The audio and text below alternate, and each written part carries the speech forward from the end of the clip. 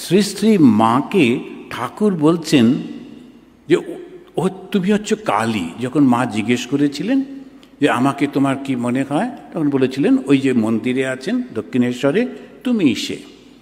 তো শ্রী শ্রী মা কালী। আবার তাই শুধু নয়, শিবুদা বলে একজন ছিলেন, ছোট ছেলে, কিন্তু যখন আমাদের দেশে তো ওই মেয়েরা যখন যাচ্ছে, একটা সময় এসেছিল যখন মেয়েরা সবাইকে একটু গার্ড দিতে হতো, ওরা যেত, সঙ্গে একজন পুরুষ চাই। তো শিবুদা পুরুষ মানে একটা বাচ্চা ছেলে, কিন্তু তথাপি পুরুষ শরীর বলে ওর একটা বেশ অহংকার ছিল। মেয়েরা তো একা একা যেতে পারবে না, মা তখন ওর শিবুদাকে নিয়েই যেতেন। আর সেই সুযোগ নিয়ে শিবুদা জিজ্ঞেস করছেন, লোকে যে বলে কালী, তুমি কি কালী?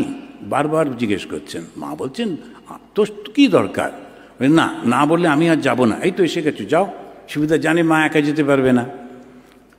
আমাদের দেশে মেয়েরা 3 জন আসছেন একসঙ্গে, বলেন মহারাজ আমরা একলা একলা এলাম। তো 3 জন কী করে একলা হয়? তো তবুও ওই একটা কিছু ওরা মনে করে, তো মাও সেই অনুযায়ী। তখন মা নিজেও স্বীকার করেছিলেন যে আমি কালী। শুধু তাই না, স্বামীজি থেকে শুরু করে সব গুরু ভাইরা মাকে কালী বলেই দেখেছিলেন, এবং ঠাকুরও বলছেন মা কালী। এইবার একটা গোলমাল, কালী কি করে সরস্বতী হয়? আমেরিকাতে প্রচুর হিন্দু মন্দির আছে, প্রায় 200টার মতো হিন্দু মন্দির 100 বছরের মধ্যে। স্বামী বিবেকানন্দ গেলেন, তার 100 বছরের মধ্যে আমেরিকাতে 200টা হিন্দু মন্দির, ছোট ছোট না, বিশাল বিশাল মন্দির। তো ওই যে হিন্দু মন্দির বলা হয় কেন? সব দেবদেবীরা একসঙ্গে থাকেন হিন্দু মন্দিরে, কালী মূর্তি নেই। আমি বিভিন্ন মন্দিরে গেছি, তো গিয়ে ঘুরে টুরে জিজ্ঞেস করলাম, আচ্ছা কালী মূর্তি নেই কেন? তখন বললাম মহারাজ কালী মূর্তি রাখলে, ওরা একটু দক্ষিণ ভারতের লোক, তারা বললেন কালী মূর্তি রাখলে এখানে ভয় পাবে। মা কালীকে সবাই খুব ভয় পায়। এমনকি আমাদের এখানেও মা কালী পুজোটাকে একদম মেনে নিতে পারতেন না কেউ। সেই কারণেই ঠাকুর পরিবারও বিবেকানন্দের সঙ্গে বা শ্রীরামকৃষ্ণদেবকে ঠিক সেইভাবে মেনে নিতে পারলেন না। ভুল ধারণা। ভগবান শ্রীরামকৃষ্ণ সবার চোখের সামনে মা কালীকেই পুজো করলেন, করে তিনি শক্তির উন্মেষ করলেন। এই শক্তিটা কি? বুদ্ধি। বুদ্ধিটাই হচ্ছে শক্তি। মানুষের শক্তি মানুষের শরীরে নেই, মানুষের শক্তি তার ওই বুদ্ধিতে, জ্ঞানে। সেই জন্যে মা কালী তিনি ওই মানুষের মুন্ডগুলো গলায় মালা করে পরে রেখেছেন। কেন মালা করে পরে রেখেছেন? এত সুন্দর জিনিস, এটি কি অন্য কোথাও রাখা যায়? সব থেকে ভালো জিনিস, দামি জিনিস, ভেরি কস্টলি, তাই তিনি গলায় মালা করে রেখে দিয়েছেন, সেটাই পরে রয়েছেন।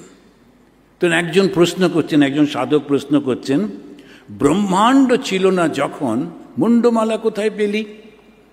যখন ব্রহ্মাণ্ডই ছিল না মা, তখন তো তুমি ছিলে, তো তখন মুন্ডমালা কোথায় পেলে? আর তো কেউ ছিলই না। আমরা সবসময় যে হিন্দুরা কি করে, একটা করে গল্প লাগিয়ে দেয়, তো গল্পটাতে মানুষের খুব মনে ধরে, আর মুশকিলটা হয় পরে ওই গল্পটাতেই আটকে থাকি আমরা, তারপরের যে সত্যটাকে বুঝতে পারি না। গল্পটা হচ্ছে ওই দানবদের নিয়ে। এখন শিবের কাছে সবাই গেছে, শিব তার শক্তিকে বললেন, মা তখন নাকি বেরিয়ে সবাইকে কাটছেন, যে কটা দানব ছিল সব কাটা হয়ে গেল। তখনও মা কিছুতেই থামছেন না দেখে অন্য দেবতারা বললে, এই রে এখন কি করা যায়, মুন্ডু নিয়ে গেলে যদি আমারটাই, তো সেই জন্য শিবকে বললো, শিবও চান্স নিলেন না, শুয়ে পড়লেন। সোজা হয়ে দাঁড়িয়ে থাকলে আবার মুন্ডুটা, সেই জন্য শুয়ে পড়লেন এবং তার গায়ে পা দিয়েই মা জীব কেটে দাঁড়ালেন। খুব সুন্দর গল্প, কিন্তু আসলে এমন একটা দর্শন, সেইটিকে ওই মূর্তির মধ্যে দিয়ে প্রকাশ করা হচ্ছে। তো শ্রী শ্রী মা কালী তিনি হচ্ছেন জ্ঞানের দেবী। এই জ্ঞানটা হচ্ছে বুদ্ধিতে। তাই লক্ষ্য করে দেখবেন যে দক্ষিণেশ্বরে যান, শিবের মা কালীর মূর্তি দেখেন, ডান দিকে 2টো হাত বড় সুন্দর, একটা হাতে এরকম করে আর একটা হাতে এমনি করে। বর অভয়, অভয় দিয়ে বলছেন, ভয় কেন? আমি তো মা, তোমাদের কিসের ভয়? আর বর বলছেন, কি চাই বলো, যা চাইবে তাই তোমাকে দেব। কিন্তু ওই মায়েরই বাঁ হাত দুটো অন্যরকম, একটা হাতে খড়গ ধরে আছেন আর একটাতে একটা কাটা মুন্ড, একদম অন্যরকম। এই ডান দিকে একরকম, বাঁ দিকে একরকম। যখন জগতের সমস্ত কিছু চাই, মা পরীক্ষায় পাশ করিয়ে দাও, মা চাকরি দাও, মা এটা দাও সেটা দাও, তখন ওই ডান দিকে। কিন্তু যেই বলবে মা আমায় মুক্তি দাও, তখন আসতে হবে বাঁ দিকে।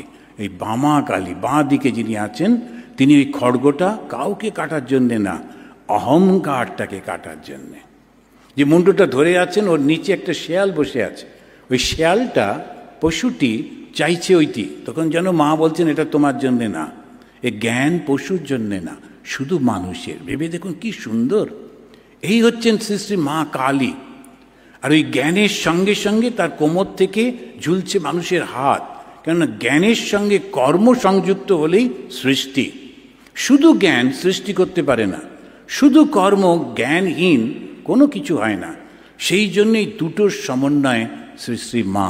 আর তিনি হচ্ছেন প্রকৃতি, এত বড়, তাকে ঢাকবো কি করে?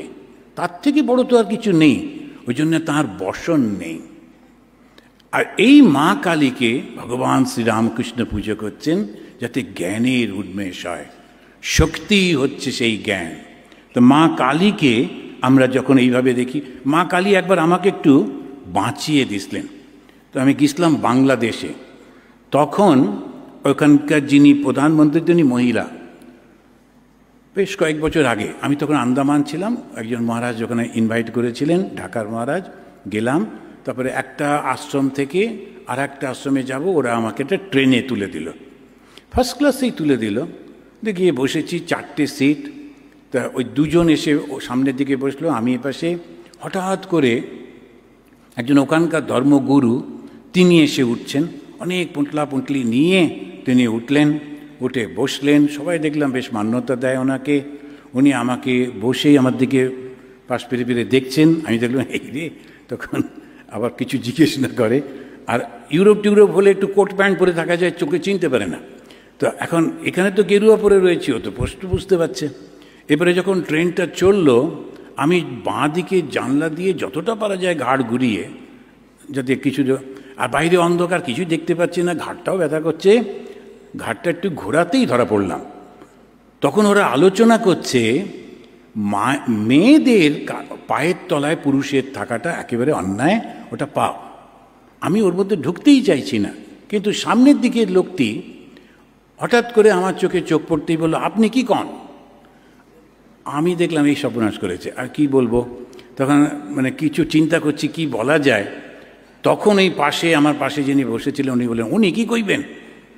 স্বামীর বুকের উপর দাঁড়াইয়া থাকা মহিলারাই তো পুজো করেন। আমি বললাম, এই ঠিক বলেছেন, একদম আমাদের ব্যাপারে কথা বলা একেবারে উচিত না। তার কারণ স্বামীর বুকের উপর দাঁড়িয়ে থাকা মহিলাকেই তো আমরা পুজো করি, মা কালীকে। তো মা কালীর এই মূর্তি আমরা একদম বুঝতে পারি না, সেই জন্যেই ঠাকুর মা কালীকেই পুজো করলেন। মাই সেই জ্ঞান, মাই সেই শক্তি। এই ভগবান শ্রীরামকৃষ্ণ তিনি বললেন, ও শারদা সরস্বতী জ্ঞান দিতে এসেছে। এই শক্তিটি এখন মাতৃ রূপ ধারণ করলেন। এখন সেই মায়ের যে রূপটা, ভগবানের শক্তি, যখন চণ্ডীতে আমরা দেখি, ত্বম বৈষ্ণবী শক্তিম অনন্ত বীর্যা বিশ্বস্য বীজম পরমাসি মায়া সম্মোহিতম দেবী সমস্তমেতৎ ত্বম বৈ প্রসন্না বিমুক্তি হেতু। তুমি প্রসন্ন না হলে আর মুক্তির উপায় নেই।